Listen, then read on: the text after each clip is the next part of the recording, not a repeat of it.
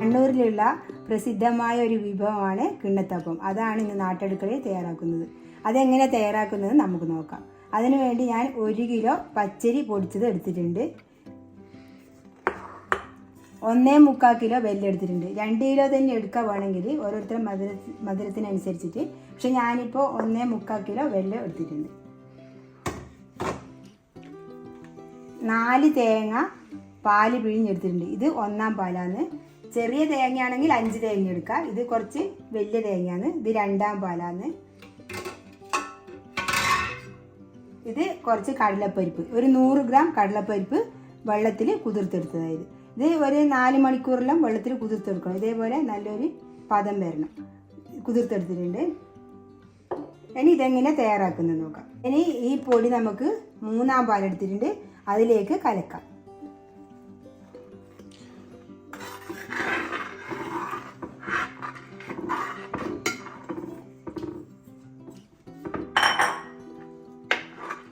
ഇത് നല്ലോണം കലക്കി വെച്ചിട്ട് ഇതിലേക്ക് നമുക്ക് മധുരം ബാലൻസ് ചെയ്യാൻ വേണ്ടി ഒരു നുള്ളി ഉപ്പ് ഇട്ട് കൊടുക്കാം.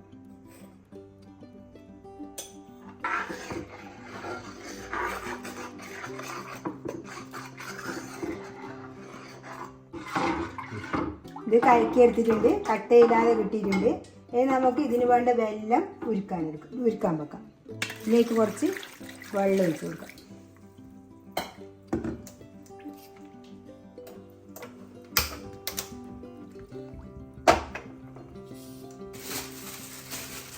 ഞാൻ 2 കിലോ വെല്ലത്തിൽ നിന്ന് ഇതേപോലെ 3 അച്ച് വെല്ലം ഞാൻ മാറ്റി വെച്ചത്.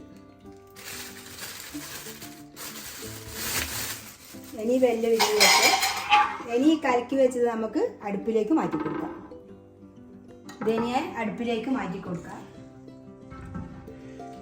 ഇതിനെ നന്നായി കുറുകി വെക്കാം.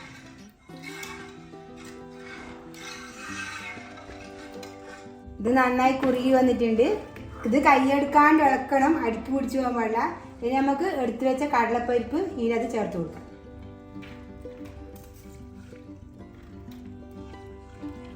ഇത് കടിക്കുമ്പോൾ നല്ല ടേസ്റ്റ് ആയിരിക്കും. ഇനി എടുത്തു വെച്ച 2-ാം പാല് നമുക്ക് ചേർത്ത് കൊടുക്കാം.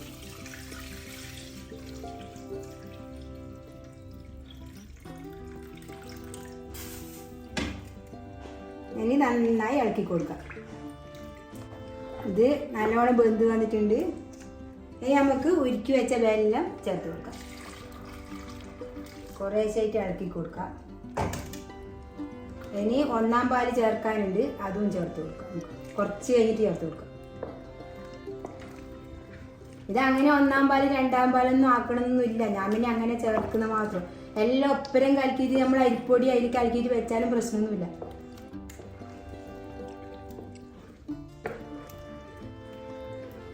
ഇത് കൈവിടാണ്ട് ഇളക്കണം. അതാണ് ഇതിൻ്റെ മെയിൻ. കരയത്തുള്ളതെല്ലാം ഇതേപോലെ ഇങ്ങനെ ആക്കി കൊടുക്കണം.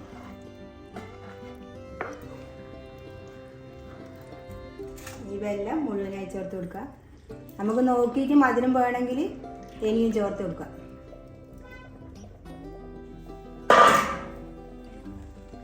രണ്ട് കിലോ വെല്ലം തന്നെയാണ്. 2.25 വരെ ആയാലും പ്രശ്നമൊന്നുമില്ല. പക്ഷേ ഇനി നമുക്ക് ചേർത്ത് നോക്കാം.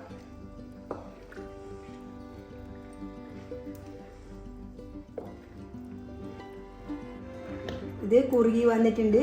ഞാൻ മാറ്റി വെച്ച വെല്ലവും കുറച്ചും കൂടി ഇതിലിട്ടിട്ട് ഉരുക്കിയിട്ടുണ്ട്. 1 കിലോ പൊടിക്ക് 2.5 കിലോ വെല്ലെടുക്കുക. എന്ന് വെച്ചാൽ തേങ്ങാപ്പാലും എല്ലാം ചേരുമ്പോൾ ഇത് സെറ്റായിട്ട് വരുമ്പോൾ നമ്മുടെ മധുരം കുറയും. അതുകൊണ്ടാണ് 2.25 എടുത്താൽ മതി. എന്നാലും ഒരു 2.5 ചേർക്കാം തേങ്ങാപ്പാലും എല്ലാം വരുമ്പോൾ.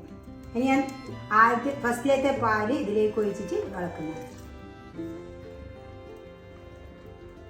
ഇത് നന്നായി ഇനി കുറുകി വരണം. ഇളക്കി ഇത് കൈവിടാണ്ട് ഇളക്കി കൊടുക്കണം.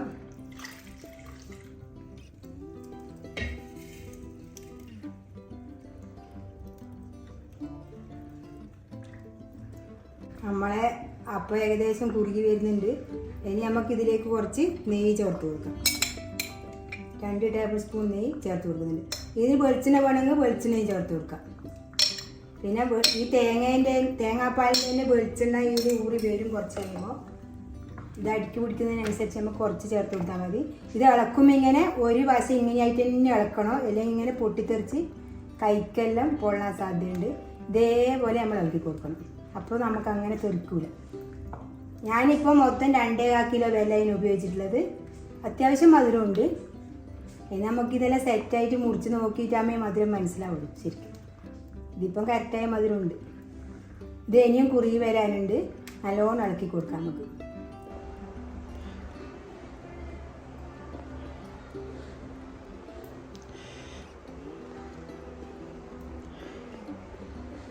അപ്പോൾ ഈ പരുവത്തിലായിട്ടുണ്ട്. ഏകദേശം 1 മണിക്കൂറായി അടുപ്പിൽ വെച്ചിട്ട്.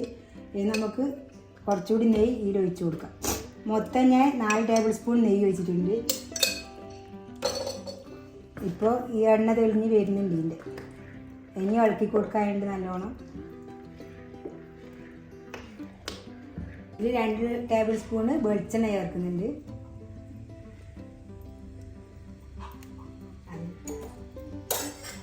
ഇനി ഇതിലേക്ക് തേങ്ങാക്കൊത്ത് ചേർത്ത് കൊടുക്കുക. ഇത് ഞാൻ നെയ്യിൽ വറുത്ത് വെച്ച് തേങ്ങാക്കൊത്താണ് ഇത് ചേർത്ത് കൊടുക്കുക.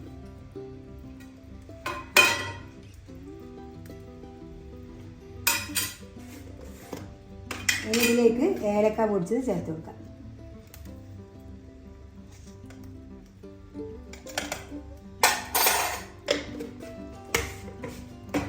ഇത് നന്നായി ഇളക്കി കൊടുക്കുക. ഇത് ഏകദേശം വിട്ട് വരുന്നുണ്ട്. ഇനി കുറച്ച് സമയം കൂടി ആവാനുണ്ട്.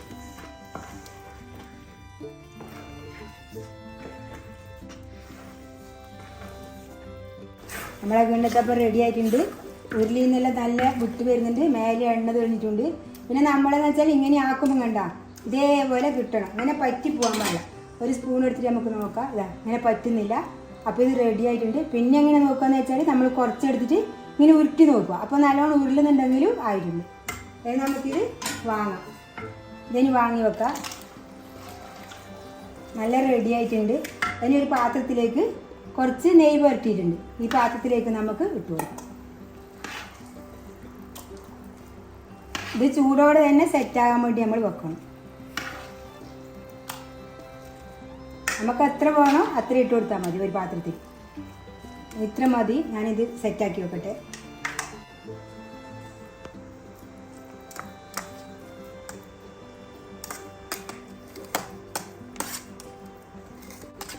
ഇതേപോലെ ഞാൻ വേറൊരു പാത്രത്തിലും കൂടി ആക്കാൻ പോകുന്നുണ്ട്. ഇതിപ്പോൾ സെറ്റായിട്ട് നല്ലോണം സെറ്റായി വന്നിട്ടുണ്ട്.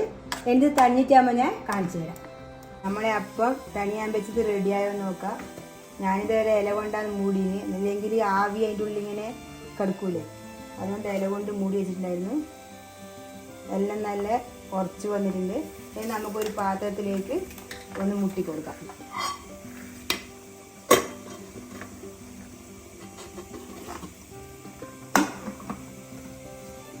നല്ല അടിപൊളിയായിട്ട് വന്നിട്ടുണ്ട്.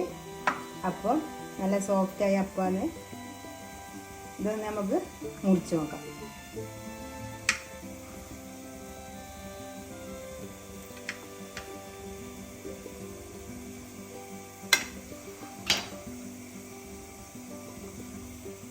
നല്ല അപ്പായി വന്നിട്ടുണ്ട്. ഇത് ഉണ്ടാക്കുമ്പോൾ ശ്രദ്ധിച്ചാൽ മതി. അതിൻ്റെ മധുരവും ഇതെല്ലാം നല്ല റെഡിയാക്കിയിട്ട് എടുക്കണം. പിന്നെ എന്താണെന്ന് വെച്ചാൽ ഇതിൻ്റെ പാകമാണ് ഏറ്റവും പ്രധാനപ്പെട്ടത്. ആ പാകം റെഡി അല്ലെങ്കിൽ അപ്പം നമുക്ക് റെഡിയായി കിട്ടൂല. ഇത് ഉണ്ടാക്കാൻ എളുപ്പത്തിലൊന്നും കഴിയില്ല. ഒരു 2 മണിക്കൂറൊക്കെ അടുപ്പിൽ വെച്ച് നല്ലോണം വരകി എടുക്കണം. ഇത് നല്ല അടിപൊളിയായിട്ട് വന്നിട്ടുണ്ട്. ഇതേപോലെ ഒന്ന് എല്ലാവരും ഉണ്ടാക്കി നോക്കുക. എൻ്റെ വീഡിയോ ഇഷ്ടപ്പെട്ടില്ലെങ്കിൽ ലൈക്ക് ചെയ്യുക, ഷെയർ ചെയ്യുക, സബ്സ്ക്രൈബ് ചെയ്യുക.